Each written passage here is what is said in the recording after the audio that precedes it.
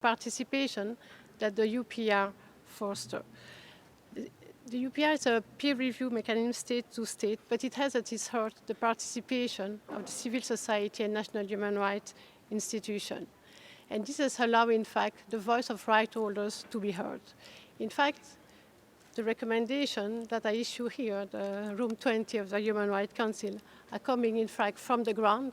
They're gaining the energy thanks to you, permanent mission member states, and they're going back for the country for the implementation. One of the important aspects, and Yvette was mentioning that, is the accountability mechanism. And the accountability is not only to their peers, you, but also the transparency and accountability to the national constituents through the involvement of the parliament. And the fact that the UPR is a mechanism that is functioning with periodicity in a cycle, where the state has to report back to their peers, but also to its constituents. The UPR is also a mechanism that has evolved over the years and that is proven has its agilities to address emerging issues, such as the right to a healthy environment, but also business and human rights. We saw an increasing numbers of recommendations that has been raised over the cycle on those two particular issues. The UPR has also responded to crises such as the COVID-19 pandemic. We saw that the COVID-19 pandemic has exacerbated numbers of human rights issues, and it was a stressor factor. And the UPR has contributed to address, in fact, those issues that has been exacerbated during the COVID-19 pandemic. We saw state reporting on the response that they have been provided to respond to the COVID-19 pandemic. And there's also an increased number, for instance, of recommendations addressing the right to health. And the UPR has also fostered dialogue and cooperation between stakeholders, not only state, but the state with civil society organizations, the state with national human rights institutions, the state with the parliament and the judiciary, the media and the academia. And the fact of fostering this cooperation and dialogue between all national stakeholders create, in fact, a human rights culture in the countries. The UPR has really raised the voice of a number of stakeholders and raise the voice of people living in vulnerable situations. And let me give you some examples. For instance, let's take the case of Cambodia that has received a number of recommendations on the LGBTQI rights. And thanks to the recommendation that has been raised, Cambodia has adopted and accepted this recommendation. Also, Bangladesh has received numbers of recommendations to protect women and children's rights. And it led to the revision of a legislation that was passed from the 19th centuries on child marriage for better protection of children. It has also raised the minimum age of children from 16 to 18, and that is very important. It allows to give a better protection of children in terms of right to education, but also for children in conflict with the law. And another example that I would like to give is a recommendation that came from the civil society of DRC related to the right of persons with disabilities. Following the recommendation that was made to DRC during the third cycle, it led, in fact, to the creation of a state ministries to protect the right of persons with disability and other vulnerable groups. And the fact, in fact, that this ministry was established, they have passed a law that has just been adopted recently by the parliament to better protect the right of persons with disabilities. But the ministry has already taken action even before, in fact, the adoption of this legislation recently. They have, for instance, taken action to ensure the employment of persons with disability, to foster entrepreneurship, to ensure that they have access to building, that they have access to wheelchair instead of walking really on the ground, and this has really given them back their dignity. It has also worked to ensure an inclusive education for children. So it has really moved the narrative from person with disability not only being persons in needed assistance, but empowering them to be right holders and to claim their rights and to have more autonomy on their life. So the UPR is all of that. So it has really concrete impact on the ground. This is just a few examples. There's a number of countries that have abolished the death penalty. Argentina has also, for instance, adopted legislation to prohibit abortion, and it has given back to women their bodily autonomy.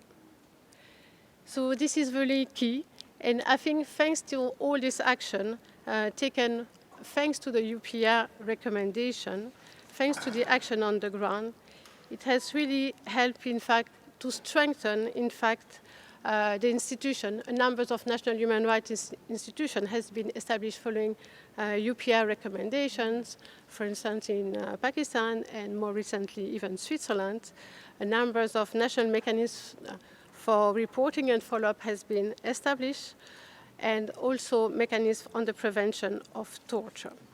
And all of that, in fact, contribute to strengthen, in fact, the foundation of democracy in the countries, to strengthen the rule of law. And in fact, it contributes, in fact, to strengthen the three pillars of the United Nations: peace, security, development, and human rights. So how to go about, how we can build, in fact, and really unleash the full potential of the UPR even further? How we can ensure that the UPR lead to more transformational change on the ground and to improve people's life? I would say let's continue the good work that has been done, working on after the recommendation that they do not stay in a drawer, but really develop human rights action plan with concrete indicators and measures and define the responsibility of the different actors. Continue to work and have this multi-stakeholders approach. Of course, the government has the primary responsibility to respect, protect, and fulfill. But the collaboration that the UPR has fostered with civil society organizations, with national human rights institutions, with youth, help really to create this human rights culture in the countries, to foster transparency and accountability. What else can we do? In fact, it's also bringing more, we were speaking about that, bringing more Geneva and New York together to foster the pillar of the United Nations Sustainable Development. So in that regard, in fact, states when they are reporting in New York for the VNR, they could report also on how they have been implementing the UPR recommendation. And at the same time, in so many countries, when they report on the UPR and the implementation of the UPR recommendation, in fact, they linked, in fact, the UPR recommendation to the realization of the Agenda 2030 and the Sustainable Development Goals. We saw more and more countries, permanent mission, UN member states, linking, in fact, the recommendation they were making, in fact, to the SDGs. And I think I would encourage you to continue to do that. It's important, to see, not to restrict the space of civil society, because they are your ally, in fact, in terms of promoting the respect of human rights. It's this collaborative approach, this collaboration between all stakeholders that will make the UPR successful and ensure that human rights will be protected, that people can realize their full potential. Another aspect that will be important and to continue, some countries have been already doing that, involving local and regional government actors, such in Canada, for example, Quebec is involved in terms of implementation of the UPR recommendation.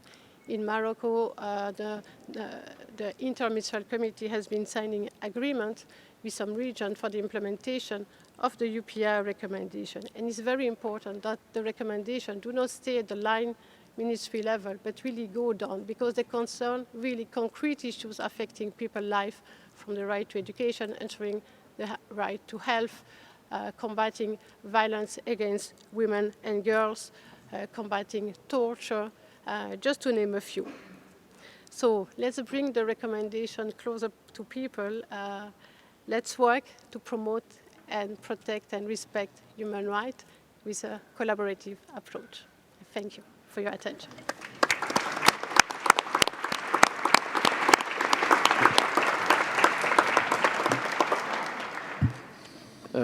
Merci beaucoup, Madame Mbika.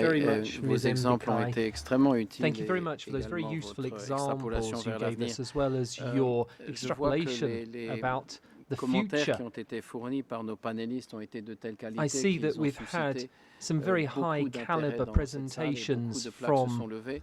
Donc, j'en our profite à ce stade panelists. pour So remercier you've sparked a lot of panélistes qui interest. se There are sont many associés à nous et qui ont nameplates raised. So I'd like to partagé thank our leur panelists very much for considération having sur ces propos sharing extrêmement their intéressants. Et thoughts avec ceci, about je this vous very redonne la parole, interesting Monsieur le Président. topic. I'd now like to give the floor though back to Muchas gracias, our president. Eric. Thank Muchas you very gracias a much, todos Eric. I'd like to las thank y los panelistas all our panelists en esta histórica sesión y precisamente this por ser historic tan histórica session. la sesión, As this is naturalmente such a hay sumo landmark, interés en intervenir de there is a muchísimas huge amount of delegaciones y interest organizaciones. in taking Les agradezco part. enormemente el We've seen interés, that eso many demuestra el member compromiso states con este and Consejo. organizations would like to take part. Y So lo I'd único like que to hemos express my sí gratitude logrado, for como your estaba commitment previsto hasta las to 2:30, es the media hora más hasta las 3. Well, Así que we were adelanto supposed que pido to be disculpas wrapping up, porque va a haber un the grupo panel by grande de 2:30, intervenciones but que it no van a will now poder go on hacerse to directamente aquí en la 3. sala porque no This va a means haber to say, tiempo, though, pero that even if we press on invito a quickly, todos not aquellos everyone que will be no able to make their puedan statements in the intervenir room. antes de las 3 de la Nevertheless, tarde I a would like hacer to llegar encourage those su who intervención are que va a not ser able publicada to en la speak in the extranet room como to récord de submit esta sesión their histórica, statement, which will lo be que uploaded todos los onto the estados y internet, and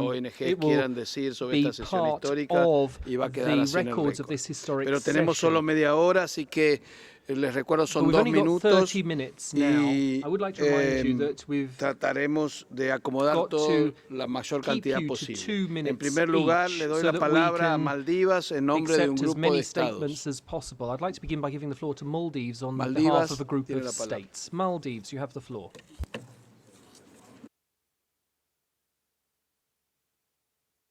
Mr. President, I'm speaking on behalf of the Contact Group on Council membership. We are grateful for today's commemorative event and thank the speakers for their comments. The Council is only as good as its members, and as GA Resolution 60/251 makes clear, all members elected to the Council are required to uphold the highest standards in the promotion and protection of human rights and to fully cooperate with the Council.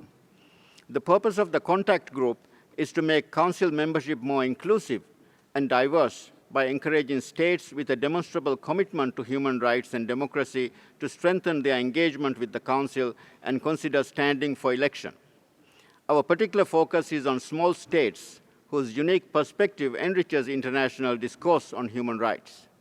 As we reflect on the Council's achievements over 50 sessions, we think we need to keep the issue of future membership clearly in mind. In 2017, 95 states had never been members. Now that number is down to around 60. But there is still some way to go, and the majority of states who have yet to become members are LDCs and SIDS. One of the Council's standout successes has been the creation and work of the LDC SIDS Trust Fund. We would like to pay tribute to its achievements and express our ongoing support for its work. We would like to ask the panel what more can be done to support LDCs and SIDS to engage with the Council's work and to seek Council membership. I thank you. Gracias. Thank Tiene you la very much. I palabra give the floor Pakistán to Pakistan en nombre on de behalf la of OIC. the OIC. Embajador. Pakistan, Ambassador, please. Mr. President, thank you for arranging this high-level event. Our journey has been difficult, but we can cherish also a number of achievements. The UPR has been the Council's crowning success. This peer-driven process with universal participation has fostered dialogue among states and galvanized domestic progress in the human rights domain. Similarly, the Council's technical assistance mandate has enabled developing countries to implement their national human rights priorities. We also recognize the important work done by the UN Special Procedures.